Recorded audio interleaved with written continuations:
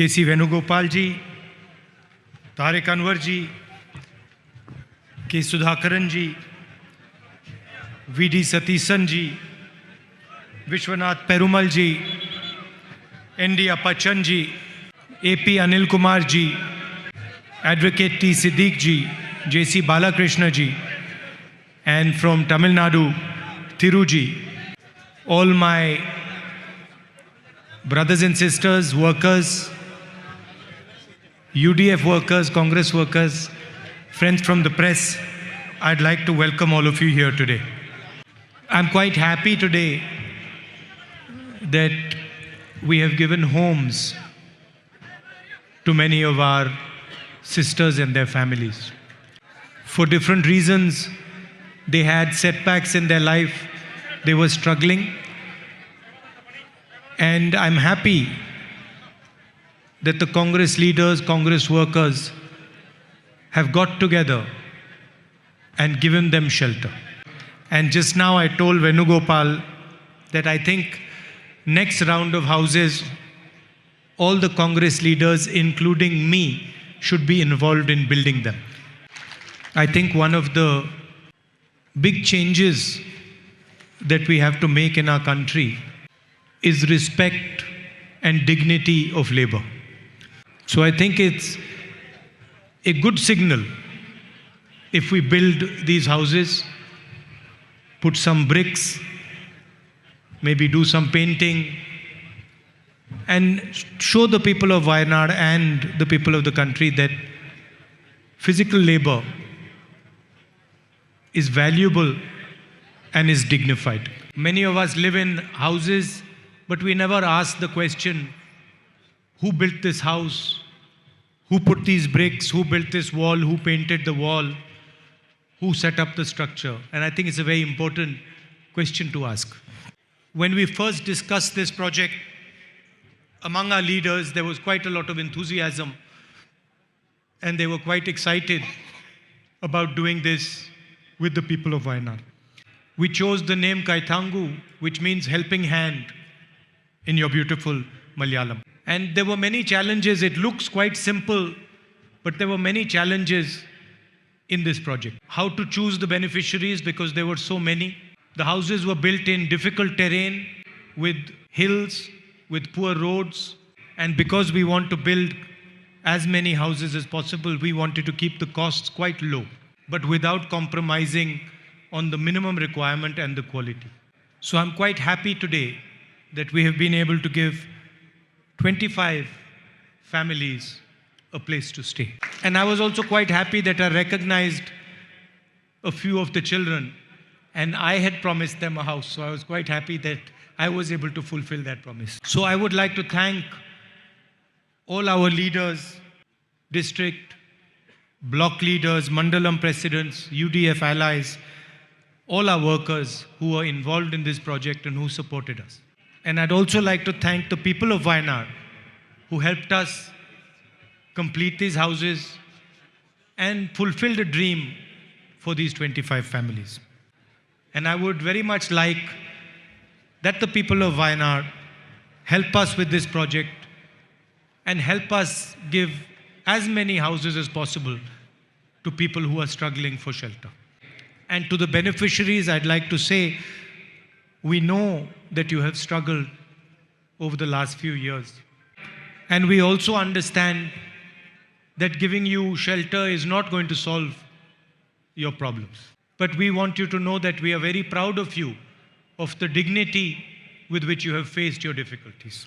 And I would also like to say that in choosing our beneficiaries, we have not looked at political considerations at all. For us, all the people of Wayanad are our family, and anybody who is in trouble, we would proudly help.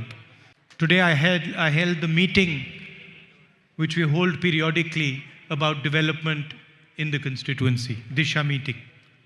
And I also went to see the family of a young man who was killed by a tiger.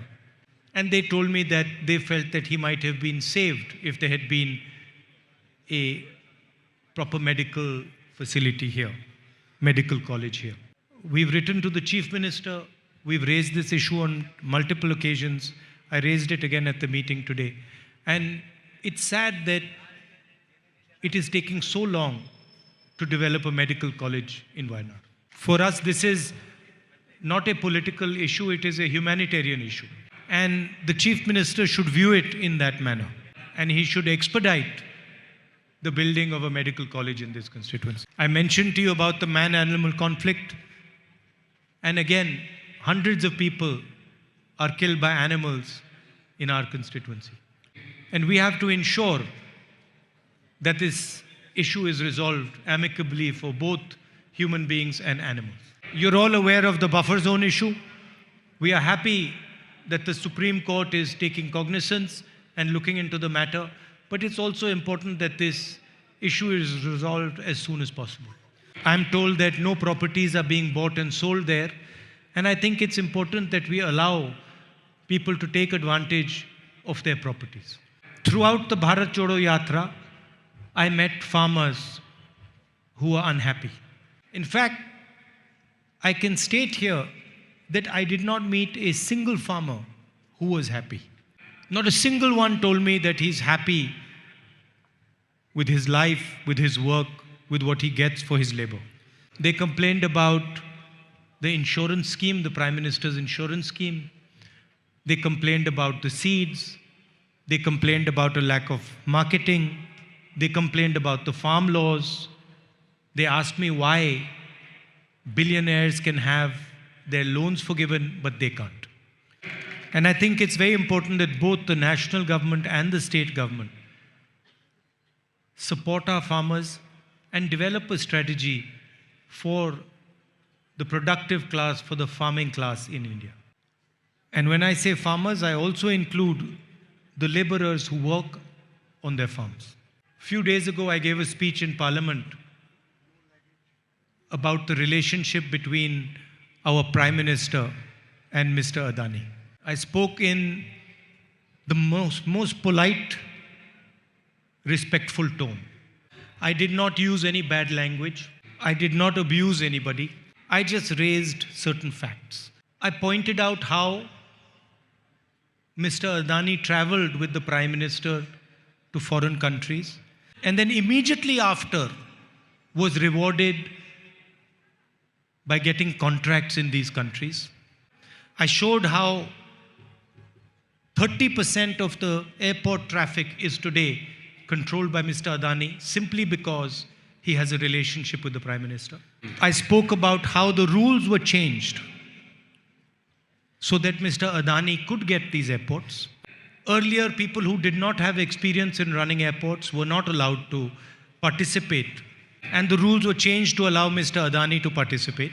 The Niti Aayog, other institutions commented on this and said he should not be allowed, but he was still allowed. An official in Sri Lanka stated in a meeting in Sri Lanka, in a public hearing, that the President of Sri Lanka told him that Mr. Modi had pressurized him to give a contract to Mr. Adani in Sri Lanka. Immediately after the Prime Minister went to Bangladesh, Mr. Adani gets a contract from Bangladesh. Mr. Adani and the Prime Minister go to Australia. The State Bank gives a loan of $1 billion to Mr. Adani for a mining project. The biggest, most strategic airport, Mumbai Airport, is taken over by Mr. Adani after agencies threatened the people who ran the airport. And after I gave this speech, most of my speech was edited out and was not allowed to go on the record of Parliament. Apparently, saying the name Adani and Ambani together is to insult the Prime Minister of India. But you can see pictures of them together all across the internet. You can see the Prime Minister flying in Mr. Adani's plane. You can see him relaxing, laughing with Mr. Adani inside his plane. Mr. Adani travels on delegations with the Prime Minister to foreign countries. He magically arrives in foreign countries when the Prime Minister is there. And nothing that I said was untrue. It is all factual. And anybody can go in the internet, go to Google, and ask the questions I have asked, and you will find over there. According to the rules, a speech parts of a speech can be removed from the record if you are saying something without support or if you are insulting someone. I did not insult anybody. I used the kindest language, the most polite language, and everything I said was based on proof. I was asked to show proof with regards to what I said, and I have written a letter to the speaker with every single point that they have removed and the supporting proof. But I don't expect that my words will be allowed to go on the record. At the same time, the Prime Minister directly insults me. He says, "Why is your name Gandhi and not Nehru?" So the Prime Minister of the country directly insults me, but his words are not taken off the record. But it does not matter because the truth always comes out. And all you had to do was look at my face when I was speaking and look at his face while he was speaking. Look at how many times he drank water, how his hand was shaking when he was drinking water, and you'll understand everything. See, he thinks he's very powerful and people will get scared of him. He doesn't realize the absolute last thing I'm scared of is Narendra Modi. He doesn't realize that the absolute last thing I'm scared of is Narendra Modi, right? It doesn't matter whether he's the Prime Minister of India, whether he has all the agencies, doesn't matter.